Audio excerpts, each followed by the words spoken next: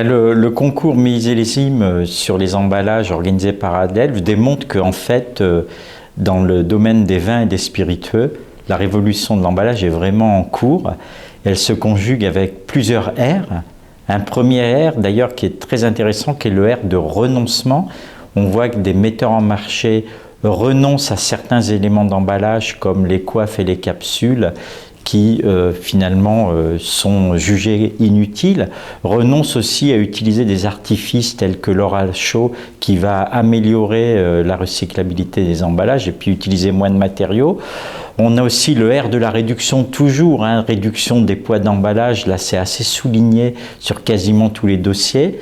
On a le R de la recyclabilité, c'est-à-dire rendre tous les éléments de l'emballage recyclable, et là aussi on voit qu'il y a un vrai effort fait là-dessus. On a bien sûr si on recycle, c'est pour réintégrer de la matière recyclée, donc le R de la réintégration, on le voit effectivement sur le verre, mais on le voit sur les papiers et cartons.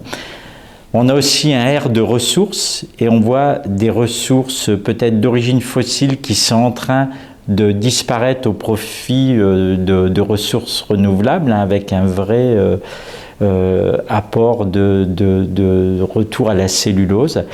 Et puis enfin aussi on a un R du réemploi, et on va voir des dossiers qui vont nous présenter soit des solutions d'emballage réemployable et même aussi des solutions de vrac qui permettent la réutilisation de contenants. À l'issue de ce jury, je me rends compte que la révolution de l'emballage n'est pas un vain mot dans les vins spiritueux.